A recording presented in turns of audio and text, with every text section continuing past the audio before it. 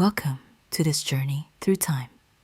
Today, we will travel into the world of forgotten cities and vanished civilizations. We will slowly wander through ancient streets, paths, and ruins, listening to the whisper of history left behind by the people who once lived here, loved, built, and created. Every place hides secrets, legends, and mysteries. And as we listen, let your thoughts gradually slow down and your mind relax. Make yourself comfortable, settle into a relaxed position, and allow the ancient cities to carry you into a world of silence and remarkable stories. Babylon, Iraq, the legendary city of ruins, hanging gardens, and unsolved mysteries. Once, Babylon was considered the heart of the ancient world. It was a city of kings, priests, astronomers, merchants, temples, legends, and unimaginable wealth. Today, only ruins remain among the sands of Iraq. But the more historians and archaeologists study Babylon, the more mysterious this legendary city becomes.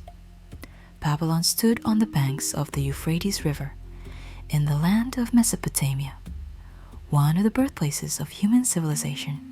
Its history goes back more than 4,000 years, but its greatest glory came in the 6th century BCE, during the reign of King Nebuchadnezzar II. Under his rule, Babylon became one of the most powerful and beautiful cities of the ancient world. Imagine a massive city rising from the desert. Huge walls surrounded it. Wide streets led to temples, palaces, markets, and sacred places. Canals carried water through the city. At night, torches and oil lamps illuminated the blue glazed bricks of the famous Ishtar Gate. Travelers entering Babylon must have felt that they were stepping into a city built not only by humans, but by the gods themselves. The Ishtar Gate was one of Babylon's greatest monuments. It was decorated with deep blue glazed bricks and images of dragons and bulls, sacred animals connected with Babylonian gods. Parts of this gate were excavated in the early 20th century and reconstructed in the Pergamon Museum in Berlin. Even today, it remains one of the most recognizable symbols of ancient Mesopotamia. But the most famous mystery of Babylon is the Hanging Gardens. The Hanging Gardens of Babylon are known as one of the 7 wonders of the ancient world. Ancient writers describe them as a paradise in the desert, terraces filled with trees, flowers, exotic plants, and flowing water. According to legend, Nebuchadnezzar II built the gardens for his wife, Amytis, who came from a mountainous land and missed the green hills of her homeland. The story is beautiful. But there is one problem. Archaeologists have never found clear evidence that the Hanging Gardens actually existed in Babylon. No definite ruins, no inscription from Nebuchadnezzar describing them, no exact location. This has led some researchers to believe that the gardens may have been a legend, or that they were located not in Babylon, but in Nineveh, the capital of Assyria. Scholar Stephanie Daly suggested that ancient writers may have confused the two cities. So, one of the greatest wonders of the ancient world may still be hidden under the earth, or it may have never stood in Babylon at all. Another mystery connected with the city is the famous Tower of Babel. According to the Bible, people tried to build a tower that would reach the heavens. As punishment for their pride, God confused their languages and they could no longer understand one another. Many historians believe this legend may have been inspired by the great ziggurat of Babylon, called Itemenanki. It was a massive stepped temple tower dedicated to the god Marduk. Ancient texts suggests it may have reached about 90 meters in height. For the people of the ancient world, it must have looked like a stairway to the sky, but its exact appearance remains unknown. No complete contemporary image has survived. What we see today in reconstructions is based on texts, fragments, and imagination. Babylon was also a center of science and knowledge. Babylonian astronomers carefully observed the moon, stars, and planets. They recorded eclipses, created mathematical tables, and developed a system of time measurement that still affects us today. The reason we divide an hour into 60 minutes and a minute into 60 seconds comes from the sexagesimal system used in ancient Mesopotamia. But Babylon was also a world of omens, gods, demons, and magic. Priests believed that events in the sky could predict the future of kings and empires. Eclipses, comets, unusual births, and strange natural events were recorded as signs from the gods. Thousands of clay tablets have been discovered in Mesopotamia. They reveal a civilization that was surprisingly complex. There were contracts, tax records, marriage agreements, business letters, school exercises, medical texts, and legal documents. People bought houses, borrowed money, argued over inheritance, and complained about bad goods, just like people today. The fate of Babylon itself is dramatic. In 539 BCE, the Persian king Cyrus the Great captured the city. Ancient sources say Babylon fell almost without resistance. One famous story claims that the Persians diverted the Euphrates River and entered the city through the riverbed while the people were celebrating. Historians still debate how accurate this story is. Centuries later, Alexander the Great entered Babylon. He planned to make it the capital of his vast empire. He ordered restoration work and dreamed of turning the city into the center of a new world. But in 323 BCE, Alexander died in Babylon at only 32 years old. His death remains one of history's great mysteries. Was it malaria? Typhoid fever? Poison? A disease caused by years of war and exhaustion? No one knows for certain. After Alexander, Babylon slowly declined. Trade routes changed. Political power moved elsewhere. The Euphrates shifted.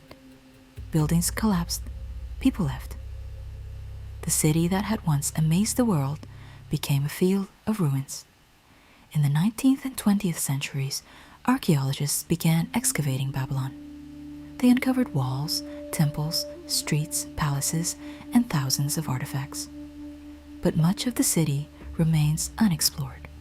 Some areas are damaged, some are buried, and some are difficult to study because of the modern history of Iraq. Today, Babylon is a UNESCO World Heritage Site. It is not only an archaeological ruin, but a symbol of the rise and fall of civilizations. It reminds us that even the greatest cities can disappear, leaving behind only questions. Did the Hanging Gardens truly exist? What did the Tower of Babel really look like? How did Babylon fall so easily? What remains hidden under the sands of Iraq? Babylon is gone, but its mystery is still alive. And perhaps that is why this ancient city continues to fascinate the world. It stands between history and legend, between fact and myth, between the ruins we can see and the secrets still buried beneath the earth. Lost cities of the Amazon, legends of golden cities, still sought by explorers. Imagine a place where a green ocean of jungle stretches for thousands of kilometers in every direction. A place where rivers are wider than seas and trees hide beneath the ground's not only animals, tribes, and ancient trails, but perhaps the ruins of entire cities. A place where every step could reveal a new mystery, and every hill might turn out to be a pyramid swallowed by the forest. That place was, and still is, the Amazon. the largest tropical rainforest on the planet. For some, it is a kingdom of nature. For others, it is one of the last blank spots on the map. And for treasure hunters, archaeologists, and dreamers, it is a place where, somewhere among swamps, vines, and endless rivers, legendary cities of gold may still be hidden. For hundreds of years, travelers told stories of mysterious settlements concealed in the heart of South America. They spoke of walls covered in gold, of temples where priests offered gifts to the gods, of roads disappearing into the jungle, of peoples who vanished, leaving behind only rumors, myths, and strange traces on the earth. But were these cities real? Or were they only beautiful legends, born from the greed of conquistadors and the fear of the unknown? The history of the search for the lost cities of the Amazon begins in the 16th century, when the Spanish and Portuguese first entered a world about which Europe knew almost nothing. After the fall of the Inca Empire, the conquerors were convinced if a state rich in gold had existed in the Andes, then somewhere farther away, beyond the mountains and forests, there had to be even richer lands. That is how the legend of El Dorado was born. Originally, El Dorado was not a city, but a man. According to the stories, somewhere in the north of South America, there was a ruler who, during a ritual, covered his body with gold dust and sailed out onto a sacred lake. There, he threw jewels into the water as offerings to the gods. The Spanish heard this story, and their imagination did the rest. The Golden Man became a golden kingdom, and the Golden Kingdom became a city hidden somewhere beyond the impenetrable forests. From that moment on, the search for El Dorado became a true obsession. Expeditions of conquistadors disappeared into the jungle and never returned. Some died from disease, others from hunger, others drowned in rivers or fell into ambushes by local tribes. But the stories told by survivors only fueled the fascination. Some claimed they had seen traces of enormous settlements. Others said they had met people who knew the way to the Golden City. Some swore they had heard of a kingdom where even the rooftops shone in the sun. One of the most famous journeys was the expedition of Francisco de Orellana. In 1541, together with Gonzalo Pizarro, he set out eastward from the Andes in search of cinnamon, wealth, and unknown lands. But the expedition quickly turned into a struggle for survival. The men starved, lost their strength, and forced their way through impassable thickets. Eventually, Orellana built boats and sailed down a gigantic river that would later be called the Amazon. During this journey, the Spaniards described numerous settlements along the riverbanks, fields, roads, and even fortified towns. They claimed to have seen thousands of people living in organized societies. But later, Europeans who returned to these places found almost nothing like that. The jungle seemed empty. For a long time, scholars believed Orellana's accounts were exaggerated. They thought the exhausted travelers had mistaken small villages for great cities and invented the rest. After all, it was believed that humid tropical forests could not support large civilizations. The soils of the Amazon were poor, the climate was harsh, and the jungle swallowed any structures too quickly. But in recent decades, this view has begun to change. Archaeologists have discovered that the Amazon was not always a wild and untouched forest. In some regions, traces of ancient roads, canals, embankments, artificial mounds, and large settlements have been found. One especially important discovery was the so-called terra preta, the black earth of the Amazon. This fertile soil was created by people from charcoal, pottery fragments, organic waste, and other materials. It proves that ancient inhabitants knew how to transform their environment and make it suitable for agriculture. This means the Amazon may have been home to complex societies long before the arrival of Europeans. These were not necessarily cities of gold in the literal sense, but they could have been large centers with thousands of inhabitants, networks of roads, gardens, fields, and ritual structures. One of the most impressive examples is the Upper Singu region in Brazil. There, archaeologists have discovered traces of ancient settlements connected by roads and surrounded by ditches.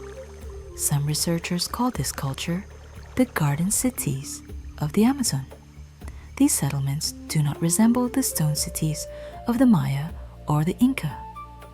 They were built from wood, earth, and plants, materials that decay quickly in a tropical climate. But their layout speaks of complex organization and a large population. Imagine a city that does not rise in stone towers but blends into the forest. Houses stand among gardens. Roads run through the vegetation. Around them are canals, fields, fishing ponds, and ritual plazas. After hundreds of years, such a city would almost completely disappear. The forest would reclaim the land. But if viewed from the air or with modern technology, its traces can still be seen. And it is modern technology that is changing the search for lost cities today. One of the most important tools is LiDAR, laser scanning from the air.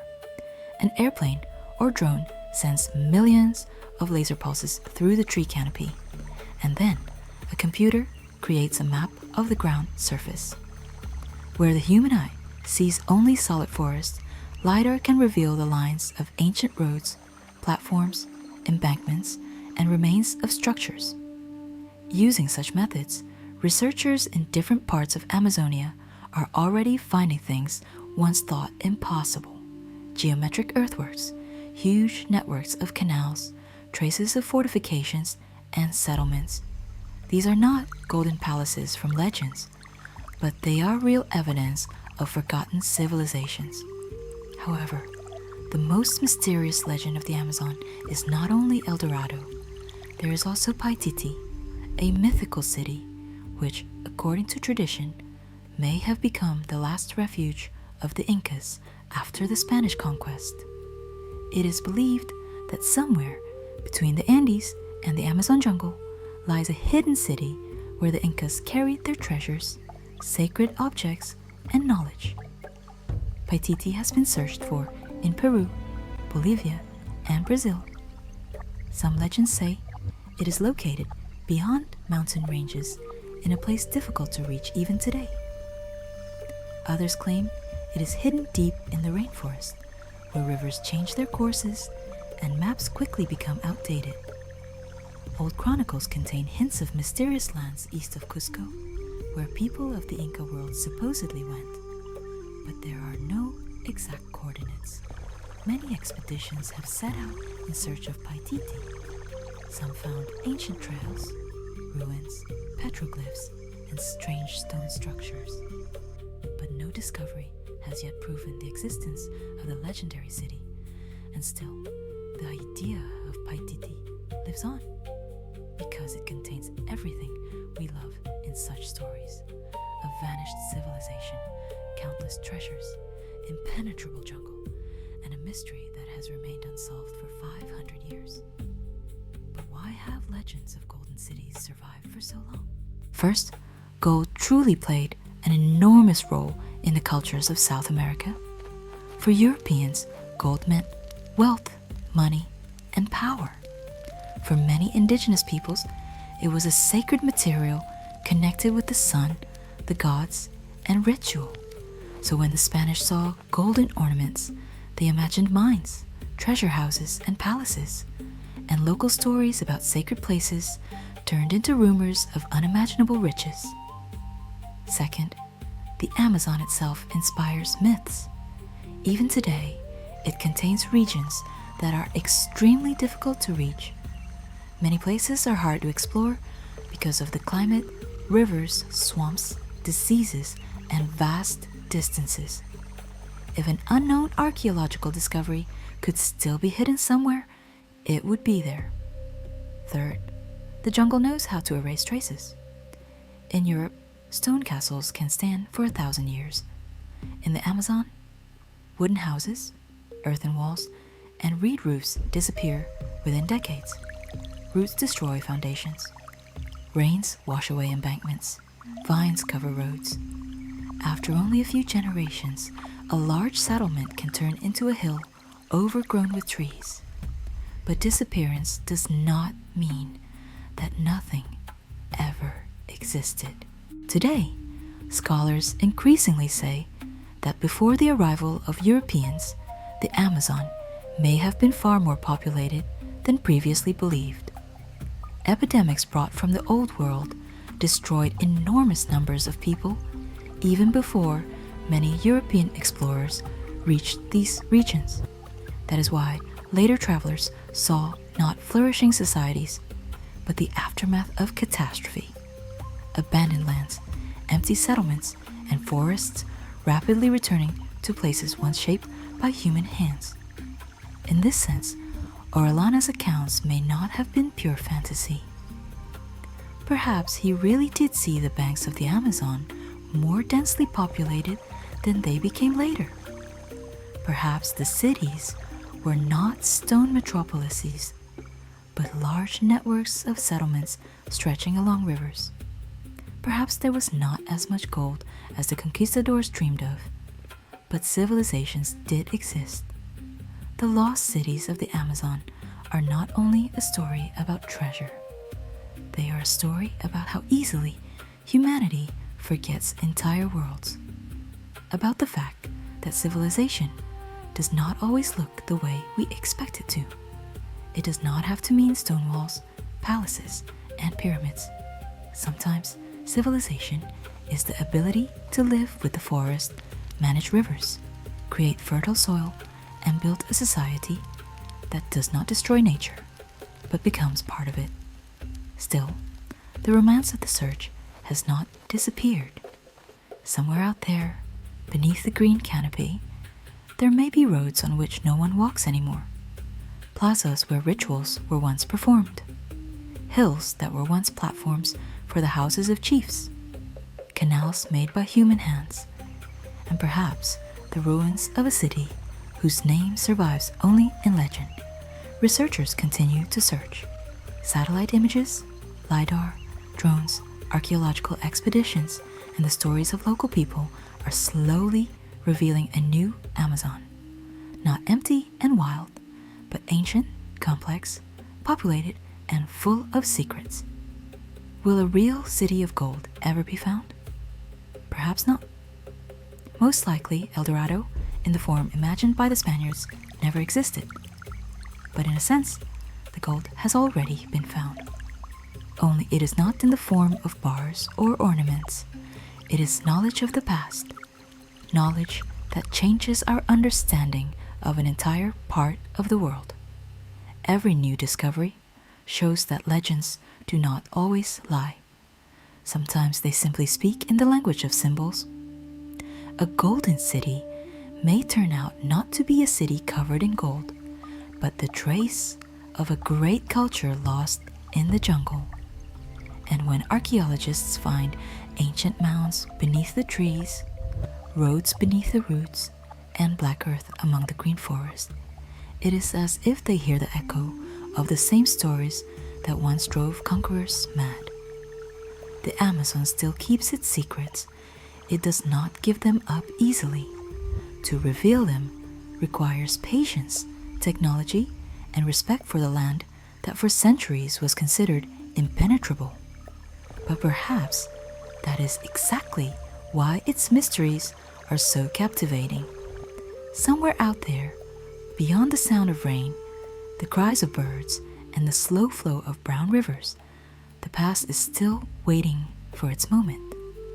Not in the form of shining golden walls, but in the form of traces left by people who once created an astonishing world in the middle of the jungle.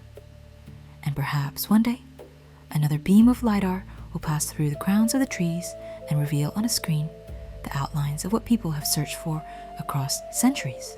Roads, plazas, ditches, platforms, a city. Not a legend, not a mirage, but the true lost heart of the Amazon. Troy, the legendary city in Turkey, excavated by archaeologists, where myth and history intertwine. Imagine an ancient hill in the northwest of modern Turkey.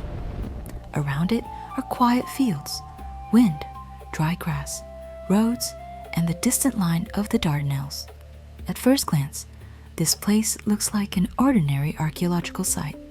Stones, remains of walls, house foundations, fragments of ancient gates. But it was here, beneath the ground, that a city was hidden for centuries. A city whose name is known almost everywhere. Troy, a city told about by poets. A city that, according to legend, became the cause of one of the most famous wars of the ancient world. The city of King Priam, brave Hector, beautiful Helen, Paris, Achilles, Odysseus, and the wooden horse that became a symbol of cunning and deception. But was Troy real? Or was it only a myth created by the imagination of the ancient Greeks? Did a city truly exist that the Achaeans besieged for 10 years? Was there really a war over a woman? And where does legend end and history begin? Today we travel to Turkey, to the hill of Hisarlik, to understand how archaeologists found Troy, a city where myth and reality became so closely intertwined that separating them is almost impossible. Troy became immortal thanks to ancient Greek epic poetry. The most famous work connected with it is Homer's Iliad. This poem was created around the 8th century BC, but it tells of events that may have happened much earlier, during the Bronze Age. The Iliad does not describe the entire Trojan War, but only a short episode from its final year. Yet that was enough for Troy to enter the history of world culture forever. Homer tells of the wrath of Achilles, the conflict between heroes, duels beneath the city walls, the death of Hector, and the suffering of people drawn into a war of gods, kings, and ambition. According to the myth, everything began with beautiful Helen, the wife of Menelaus, king of Sparta. The Trojan prince Paris took her to Troy. For the Greeks, this was an insult that demanded revenge. The kings and heroes of the Achaean world gathered a huge fleet and sailed to the shores of Asia Minor. A war began that lasted 10 years. Beneath the walls of Troy fought the greatest warriors of the ancient world. Achilles, the almost invincible hero. Hector, the main defender of the city. Odysseus, the clever and wise ruler of Ithaca. And Agamemnon, the leader of the Greek army. Even the gods of Olympus became involved in this war. Athena, Apollo, Hera, Aphrodite, Poseidon, and Zeus. Some helped the Greeks, others supported the Trojans. But the most famous episode was not a battle, but a trick. After a long and unsuccessful siege, the Greeks built a huge wooden horse, hid warriors inside it, and pretended to sail home. The Trojans decided that the horse was a gift to the gods and brought it into the city. At night, the Greek warriors climbed out, opened the gates, and Troy was destroyed. That is what the legend says. But what does archaeology say? For a long time, many scholars believed Troy was fiction. They were convinced that Homer described not a real place, but a poetic image. After all, his poem contains so much myth. Gods descend onto the battlefield. Heroes perform incredible feats, and human destinies are decided on Olympus. It seemed pointless to search for such a city on a map. But in the 19th century, a man appeared who believed Homer almost literally. His name was Heinrich Schliemann. Schliemann was not a professional archaeologist in the modern sense. He was a wealthy businessman and a passionate dreamer. Since childhood, he had been fascinated by the Iliad and believed that Troy had truly existed. He thought that ancient texts could be more than literature. They could be keys to real places. In the 1870s, Schliemann began excavations on the hill of Hisarlik, then part of the Ottoman Empire, in modern-day Turkey. This place was not chosen by chance. Even before him, the researcher Frank Calvert had suggested that ancient Troy might be located there. But it was Schliemann who made the excavations famous around the world.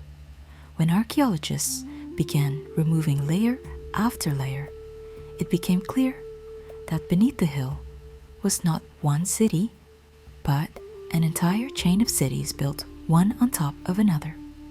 Some settlements were destroyed by fires, earthquakes, or wars. New ones rose in their place. Then they disappeared too, and others were built above them.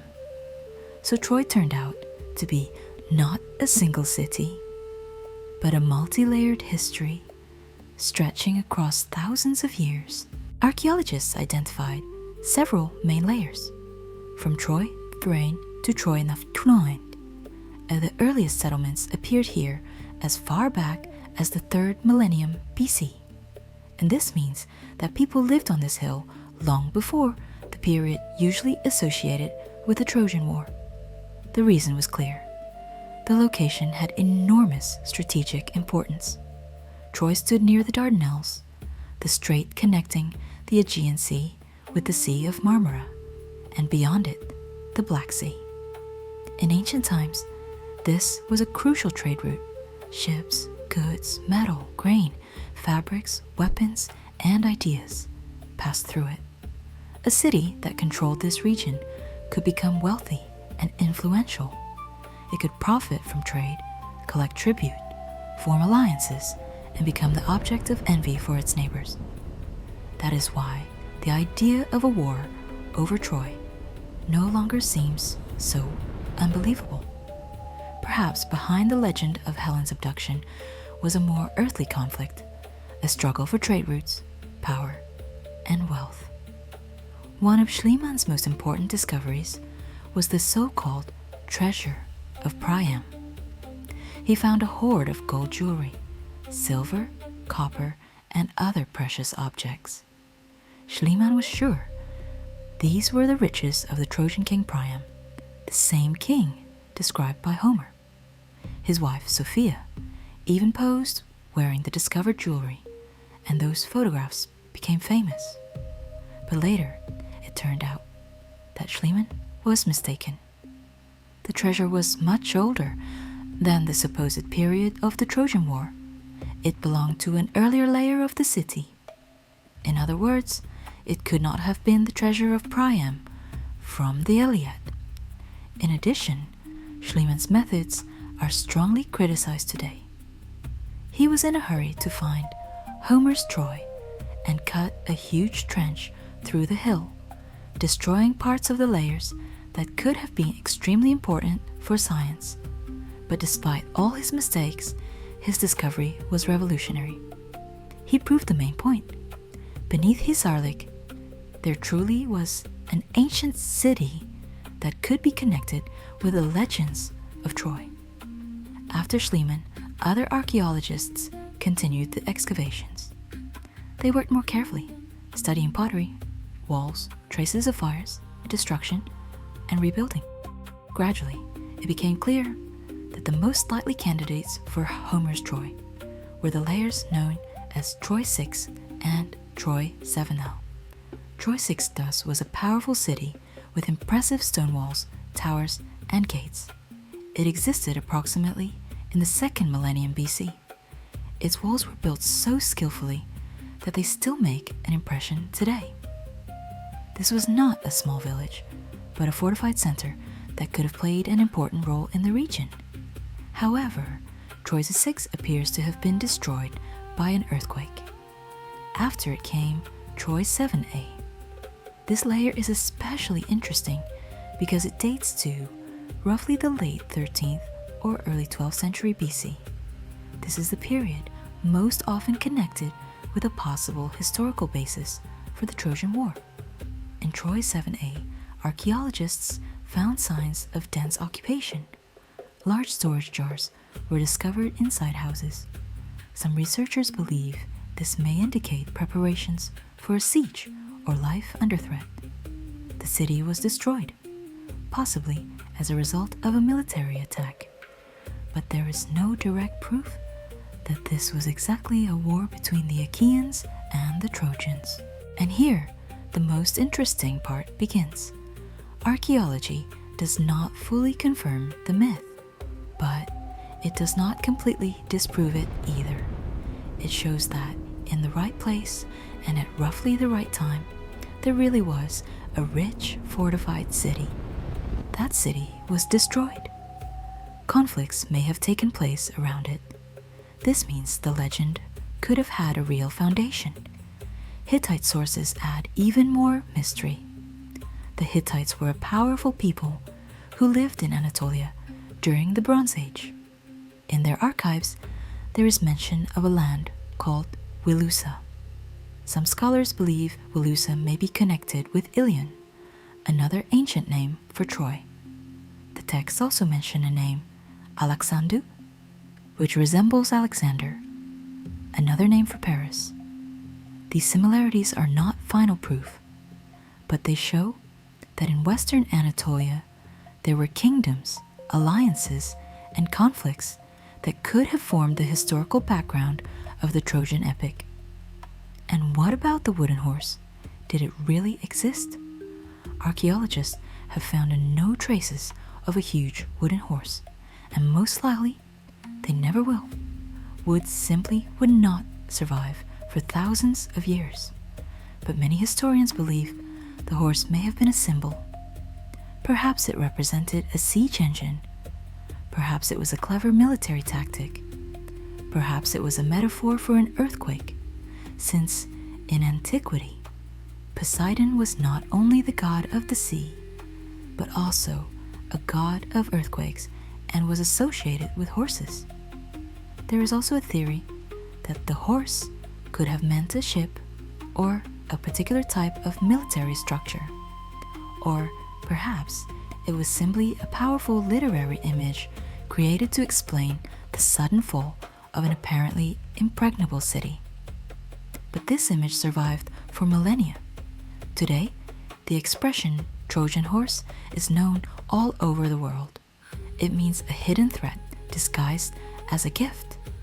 Even in the world of computers, malicious programs are called Trojans. In this way, an ancient myth continues to live in modern language.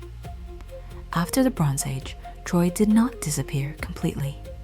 In later periods, the city of Ilion existed here. Greeks, Romans, generals, and emperors visited it.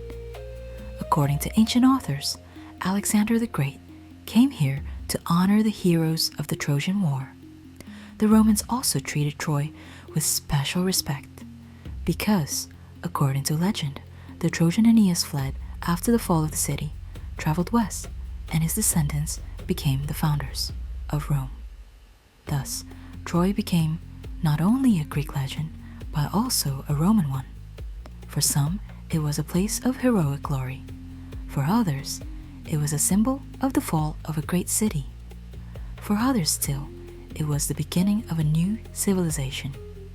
Today, Troy is located in Turkey, and it is included on the UNESCO World Heritage List. Tourists come here to see the ancient walls, gates, house remains, and the famous reconstruction of the wooden horse. Of course, only stones and foundations remain of the magnificent city from the myths. But the power of this place is not in luxury. The power of Troy lies in the feeling of deep time. When you stand among the ruins, you realize that thousands of years of human history have passed here. People built homes here. defended walls, traded, prayed, feared, loved, died, and began again. Every layer of earth is a separate era. Every stone is part of a vast story. Troy is important because it shows that myths are not always simple inventions.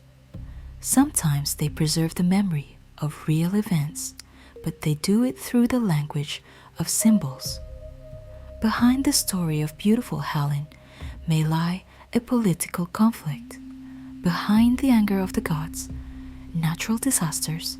Behind the heroes, memories of real warriors. Behind the fall of a legendary city, an archaeological layer of destruction. But history without myth would also be incomplete. If Troy were only an ancient city near a strait, mostly specialists would know about it. Thanks to Homer, it became part of world culture. It turned into a story about honor, love, pride, betrayal, courage, and tragedy. Hector defends his city even though he understands that fate may be against him. Achilles chooses a short life and eternal glory. Priam comes to his enemy to ask for the body of his dead son. Odysseus wins not by strength, but by intelligence. These images have survived through the centuries because they speak not only about ancient heroes, but about human nature itself. That is why Troy still fascinates people. It exists between two worlds, between archaeology and poetry, between earth and legend, between scientific fact and eternal question. Was the Trojan War exactly as Homer described it? Most likely not. Was the wooden horse real? Perhaps not. Did Achilles, Hector, and Helen exist exactly as we know them? We cannot prove it. But the city existed. The walls existed. The destruction existed. There were people whose lives became part of a great memory. And that memory became a legend that survived empires, languages, and millennia. Troy is a place where archaeologists uncovered not only stones, but the very boundary between myth and history. Today, the wind still passes over the hill of Hisarlik. The sun lights the ancient ruins. Tourists look at the remains of the walls and try to imagine the noise of battle, the voices of the inhabitants, the creaking of gates, and the shadow of the wooden horse at the entrance to the city. And perhaps this is the greatest mystery of Troy. It does not give us a final answer. It makes us ask questions. Where does legend end? Where does history begin? And can myth be a way to preserve truth when direct evidence has long disappeared? Troy shows us that the past is rarely simple. Sometimes it lies beneath the earth in layers. Sometimes it speaks to us through poetry. Sometimes it reveals itself only to those who are willing to search.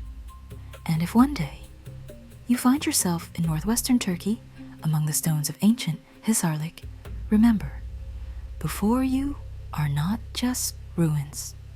Before you is a city that first lived in songs, then disappeared beneath the earth, and then was found again. A city where legend became archaeology. A city where myth and history are forever intertwined. Troy.